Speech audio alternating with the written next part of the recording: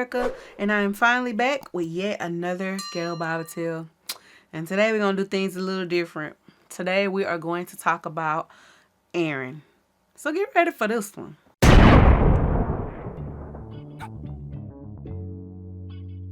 Alright, y'all.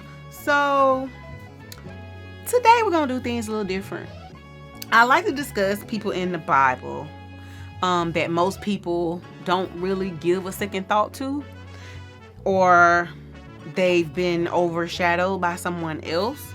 And in this case, Aaron has been overshadowed by Moses. So I really wanted to do a study on Aaron and, basically discuss his whole life that we know of that's in the Bible.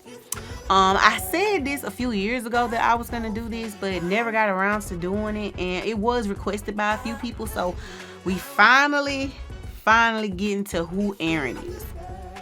All right, y'all. So this is going to be a little different. And so Aaron's story kind of spans across a few of the early books of the Bible. So this is going to be more than likely a 3 or 4 part video. I'm going to aim for 3 parts. So this is probably going to be a 3-part video about Aaron. So make sure you come back every week to continue the story of Aaron. And also, let me know if this type of video is something that y'all like. Would y'all prefer I stick with stories, or if I take a specific person from the Bible and discuss that person? But today we are going to focus on Aaron. Aaron is the older brother of Moses. He's born into the tribe of Levi. His mother's name is Jochebed. His dad's name is Amram. And he is 3 years older than Moses and 3 years younger than Miriam, their older sister. So he is the middle child of the 3. And Aaron is also God's chosen as the first high priest of Israel. That's right. Aaron was the first high priest of Israel.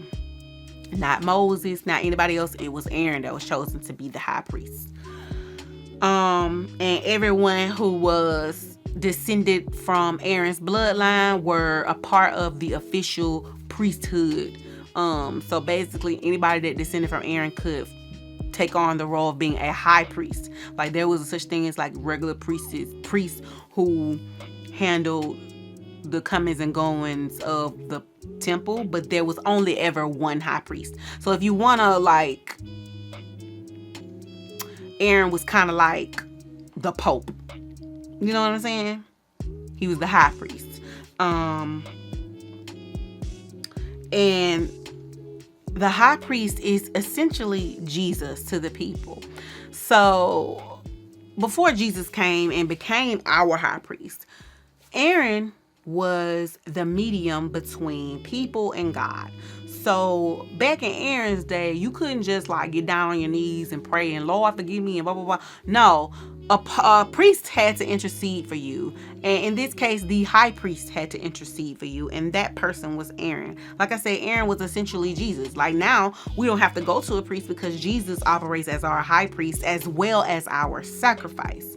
But back in their day, Aaron had to offer up sacrifice to God and intercede to God for the people because he was the high priest. And once again, like I'm telling y'all, Jesus operates as our sacrifice and our high priest. So we don't require a human high priest anymore. Jesus is that for us, just to let y'all know. But anyway, that's how important Aaron was. He was the first high priest of Israel, and he was the person that interceded for the people. So we meet Aaron in the book of Exodus chapter 4. At that time, God had commanded Moses to go back to Egypt and set his people free. Moses makes up this excuse that he can't talk and he got a speech impediment. And God was like, don't worry about it. I've already sent your brother Aaron to meet you. He will be your mouthpiece. At the time of this, and God also calls Aaron a great speaker. At the time of this, I don't think Moses had a speech impediment. I just think he was scared and he was coming up with an excuse to not go to Egypt. But God had already planned for all that, and that's why Aaron was a part of it. So with the Bible, you have to really pay attention to everything. So for me, with the context clues, when Moses complained, God was like, I've already sent Aaron. He's on the way to you. He's a great speaker and he's prepared to receive you and take you to the people. That lets me know Aaron already had a good relationship with God, because what people don't realize is that Moses and Aaron didn't have a relationship. Moses was raised in the palace, and then at a certain age, Moses had murdered someone in Egypt, and then he fled from Egypt. Aaron and Moses they didn't grow up together. They don't know each other. Aaron grew up as a Hebrew boy. So by the time that Moses was born was when Pharaoh was put out his petition to kill all the young boys. And Aaron was already at the age where he was allowed to live. But Moses would have been murdered. And Moses' sister Miriam and his mother put him in the little basket and sent them on the water. He ended up in the queen's or the princess's bath, and he ended up being raised in the palace as Pharaoh's son. So him and Aaron don't know each other. They have never grown up together. They ain't played together, nothing. They don't know each other. So the fact that Aaron went to meet Moses when God told him to lets me know that Aaron was already a man of God. Aaron was already talking to God, and Aaron was obedient to God, because Aaron could have easily told God, I'm not going to meet him. I don't know him. But he was obedient to God, and he went to meet up with Moses. So he essentially went to meet up with a stranger that God said was his brother, because Aaron didn't know that.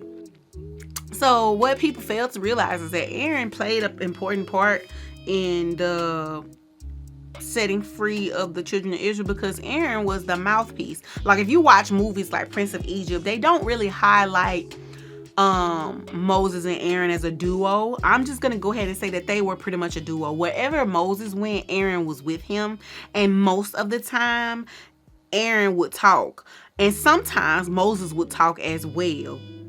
But Aaron was also very vocal, because Moses initially said that he was afraid to speak. And God himself said that Aaron was a good speaker.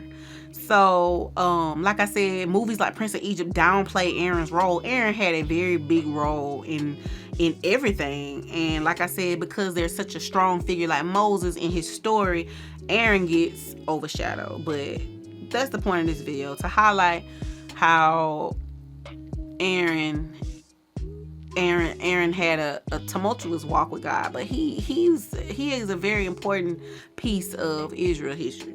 So when Aaron and Moses met up, they ended up going. Aaron took Moses to the people of Israel. Like I said, the people of Israel didn't trust Moses because they didn't know him either. And what they did know of him was that he was an Egyptian prince.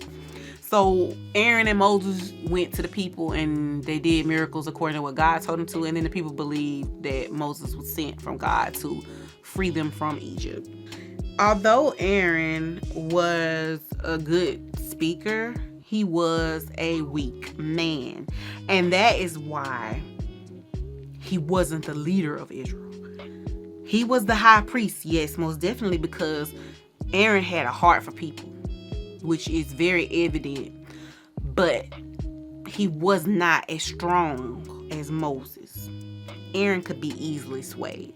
Moses could not. Moses stood on business. And that's why Moses was the leader of the people and Aaron was the high priest of the people. Two very different roles. But like I said, Aaron showed heart for the people, and that's what made him such a good high priest. Because when you're a high priest, people are coming to you with their problems. They're coming to you with their burdens, and you have to have the heart to receive it. And then you have to have the heart to take it to God. If you don't care about people, you're not going to want to intercede for them. So that lets me know that Aaron had a heart anyway. He had a heart for the people, and that is why he was the perfect choice for a high priest. But he was not a good choice to be the leader of the people because his heart was too soft. Moses, on the other hand, he had a heart for the people, but Moses also knew God better than Aaron. And Moses knew that there was just things that God would not accept or allow, and he would stand firm in that. Aaron would be a people pleaser. And you cannot be a people pleaser when it comes to God. You either going to please God or you going to please people. And I think that's why Aaron wasn't chosen to be the leader of Israel, because he was a people pleaser. Yes, he had a heart for people. He loved people. He loved mankind, but he was a people pleaser. You have to also, your love for God got to be stronger than your love for people. You, at the end of the day, you gonna either choose God or the people. And Moses chose God over the people. And we all know that what God wants is for the best of the people anyway. So there are very many instances, most of it in Exodus and Numbers, where you can find Aaron's story. There are many instances where we see Aaron stepping in and being the man of God that he needed to be.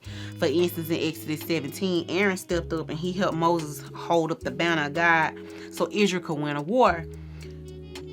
And so Aaron, not only did he know how that he was a leader, he was a high priest, but he also knew how to work in a team. He also knew how to fall back.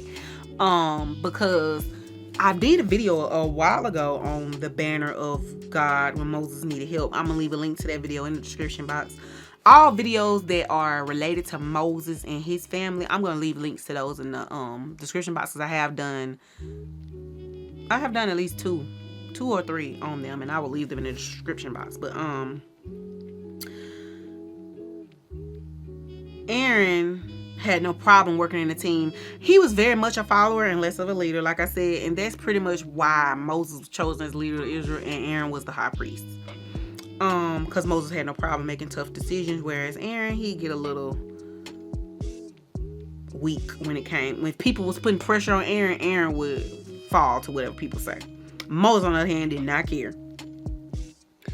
We find Aaron's people-pleasing nature in Exodus 32, which is, I think this is the story that Aaron is infamous for.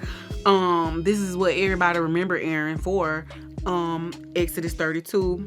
So what happens in Exodus 32 is Moses had been up in the mountain for 40 days talking to God, and he was finalizing the covenant that the people were going to make with God. And he was also going to receive the 10 Commandment tablets. God was writing it during, like I said, the first 10 Commandment tablets God wrote by hand. The second one, Moses had to write, because Moses destroyed the one that God wrote by hand because he was mad. But anyway, Moses is up on the mountain, finalizing the covenant with God. And he'd been up there for 40 days. Because he was gone so long, the people began to worry that he had died or got killed or whatever. And they was like, we really want to make it to the promised land. So apparently Moses left Aaron in control while he was up the mountain. Him and his sidekick Joshua, they were up the mountain.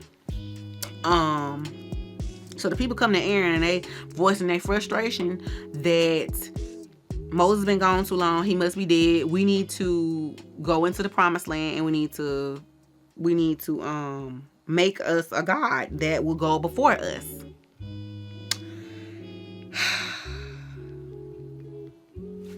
And that's where the golden calf situation come into play. Aaron, being the people pleaser that he is, did what the people asked, and he told them to give all their gold and silver, and he melted it and he formed it into a golden calf. They start worshiping this thing by having sex and orgies and doing all kind of crazy things and calling this cow that they made Yahweh. So they called it God, and then they start worshiping it and thanking it for bringing them out of Egypt. Now I want to put into context why they did this. The Hebrews, the Israelites, they had spent a very long time in Egypt. The things that they were doing currently was attributed to Egyptian worship. The whole make you a statue of your God and worship it by having sex, that is Egyptian mythology.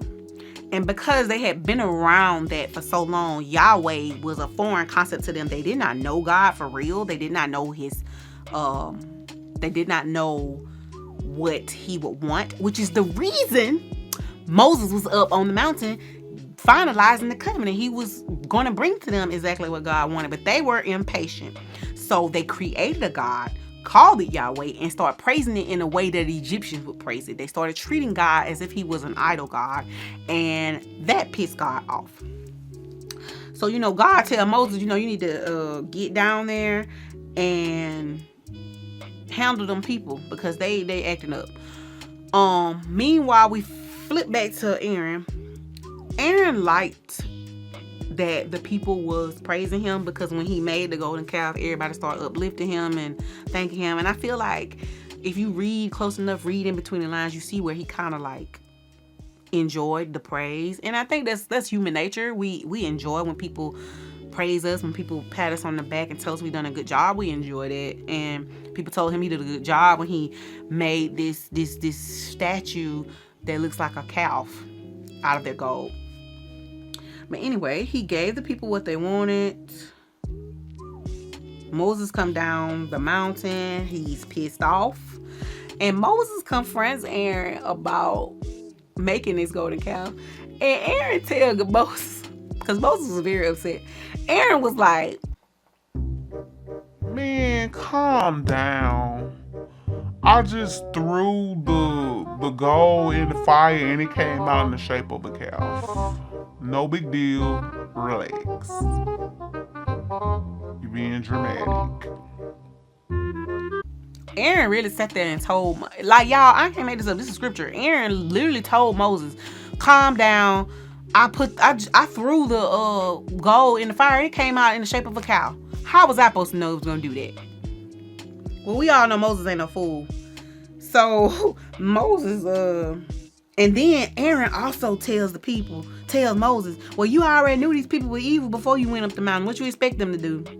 He didn't take no responsibility for what he was doing. No accountability at all. But anyway, we find out later in Deuteronomy that Moses had to intercede to God for Aaron because God was ready to kill Aaron behind this golden calf situation. So later on, we find in Deuteronomy where Moses tells the people, yeah, I had to intercede for Aaron during that time of the golden calf situation because God was very mad at him and God was choosing him to be the high priest at that time. Because at the time of the golden calf, Aaron was not the high priest yet. Like I said, Moses was up in the mountain, basically cutting a deal with God, and God was giving him everything that God was giving Moses the setup of how everything was going to be. So, like I said, Aaron hadn't been named high priest yet. He was just a prophet at this point. Which there is a difference. They're not the same thing. But at the time, Moses was real mad because Aaron was supposed to be the leader of the people while Moses was gone, and he failed tremendously. But he skipped out on punishment due to Moses interceding for him. And we're going to find that in Aaron's story, he skipped out on punishment a lot. See, so you never know who praying for you. At this time, I don't think Aaron knew Moses was praying for him. You never know who praying for you, man. Who interceding for you. Because we be clueless about how we hurting God, and it be somebody else praying for us. Anyway, despite this hiccup with the golden calf, God still chooses Aaron to be his high priest. Like I said, because what we find out later in the Bible is that Moses was interceding for him. Fast forward to Leviticus, and we witness Aaron take on the role of high priest. Before doing so, he had to offer up sacrifice for his sin, aka that situation. Before he could offer up sacrifice for the people of Israel, he had to become a clean vessel himself. And he had 4 sons at the time. They also became priests behind him. They were all consecrated as priests together, and Aaron was the official high priest. And like I said, he had to offer up sacrifice to God for his sins, because how he gonna intercede for other people if he's not a clean vessel? So after his own atonement in front of the people, he had to confess his sin to show that he was wrong, and as a leader that he had sinned as well. He had to show humility, and he had to offer up sacrifice for himself. If you mess up in front of the people, God will have you correct yourself in front of people. So after atoning for himself, he carried out the sacrifice for the people of Israel. And then at that point, he is consecrated as a priest. And we are going to stop right there. We're going to end this first part of Aaron. So we're going to continue next time with his journey as the official high priest of Israel. y'all please come back for part 2, because when I tell y'all that Aaron's story is gonna get better and we're gonna learn more about who he was as a person and the ups and downs of his walk with God, I feel like it's very important to highlight this, because a lot of people, when they read the Bible, they compare themselves to like these great men of God, and we be like, oh, I could never be that. But to be honest, they all were human and they all did human things, and I just really wanted to highlight someone else in the Bible who gets overshadowed. If you like this video, please like, comment, and subscribe. Please share this video with everyone. Please come back for part 2 next week. We're gonna continue our story on Aaron. Thank y'all for watching this video. Until next time, this has been your girl Jericho, and I'm out. It's been a good day. Can't see the sun for the clouds, just know it's